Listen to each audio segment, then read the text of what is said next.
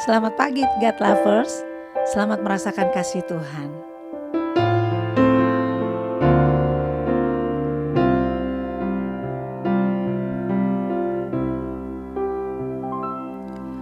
Ku ada sebagai mana ku ada,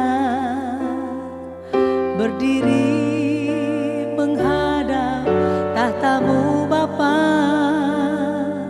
Semua karena anugerah-Mu yang telah selamatkanku. Ku hidup dalam segala kelimpahan, ku layak untuk melayani Tuhan. Semua karena anugerah-Mu tercurah bagiku. Besar anugerah-Mu, berlimpah kasih-Mu. Semakin hari semakin bertambah besar anugerah-Mu. Besar anugerah-Mu, berlimpah kasih-Mu. Semakin hari semakin bertambah besar anugerah-Mu.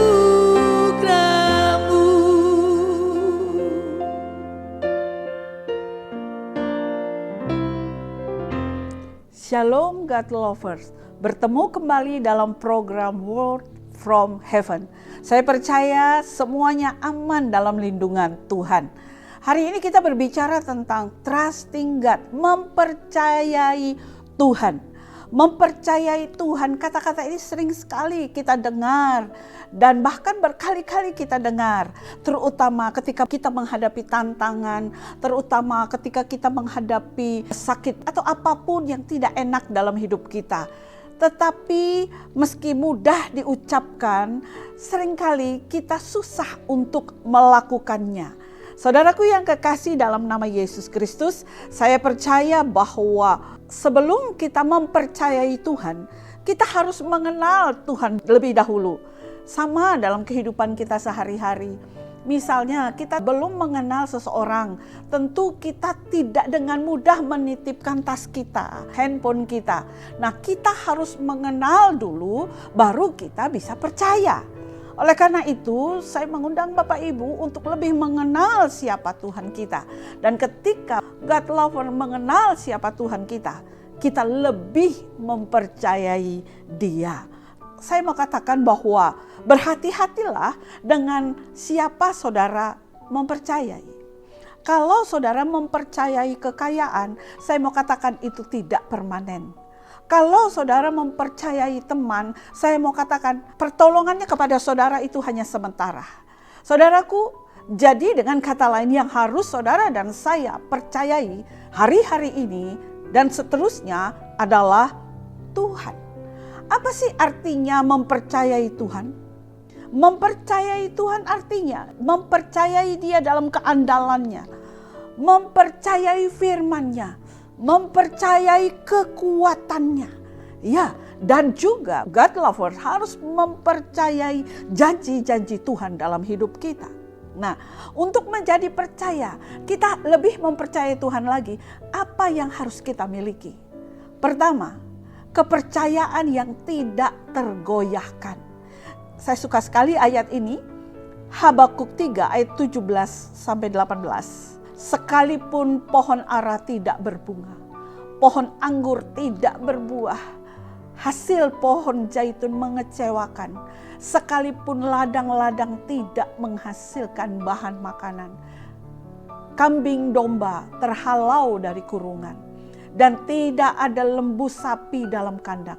Namun Aku akan bersorak-sorak di dalam Tuhan, beria-ria di dalam Allah yang menyelamatkan aku. Wow, kenapa sampai yang namanya Habakuk bisa berkata demikian? Padahal waktu itu keadaan Habakuk itu keadaan yang terjepit. Kenapa sampai Habakuk bisa berkata-kata seperti itu? Imannya tidak tergoncangkan walaupun masalah menekan hidup daripada Habakuk. Wow, ternyata Habakuk percaya bahwa Tuhan yang dia sembah adalah Tuhan yang tidak pernah berubah. Dahulu, sekarang, dan sampai selama-lamanya.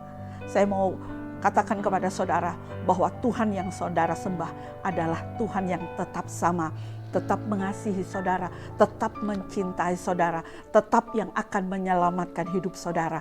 Apapun keadaanmu, apapun persoalan saudara, jangan sampai kita tergoncang. Haleluya.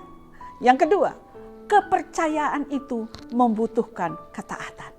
Lukas 1 ayat 38, kata Maria, "Sesungguhnya aku ini adalah hamba Tuhan, jadilah padaku menurut perkataanmu itu."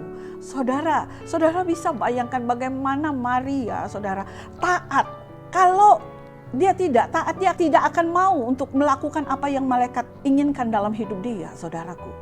Apa yang terjadi? Karena ketika dia hamil, saudara, dia akan banyak mengalami hal-hal di luar apa yang dia tidak pikirkan. Misalnya saja begini, di zaman itu jika ia hamil tanpa suami, dia bisa dirajam. Apa kata daripada Yusuf? Apa kata daripada orang tua?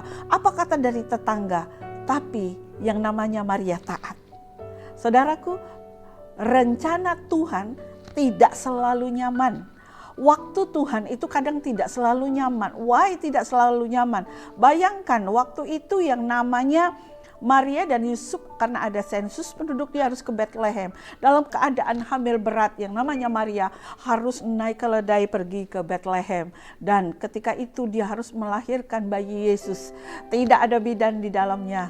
Tidak ada yang namanya temannya. Tapi ia dapat melakukan itu dengan luar biasa. Rencana Tuhan bagi saudara dan saya mungkin tidak nyaman, tapi tetap taat saudara. Hari ini mungkin saudara di posisi yang tidak enak. Mungkin usahamu mulai sedikit demi sedikit menurun, tapi tetap percaya kepada Tuhan.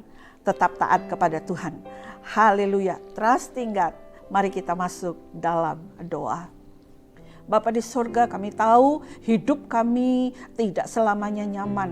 Kami akan mengalami hal-hal yang menurut kami itu tidak enak. Tapi kami tetap mau setia kepadamu ya Tuhan. Mempercaya Engkau dalam setiap hidup kami. Kami mau tetap memandang Engkau. Kami tetap mau fokus kepada Engkau. Karena Allah merencanakan yang hebat atas hidup kami. Thanks God, di dalam nama Yesus Kristus Tuhan kami berdoa. Amin. God Lover diharapkan untuk membagikan link YouTube renungan ini kepada saudara, kepada kerabat, teman. Terima kasih. Tuhan Yesus memberkati.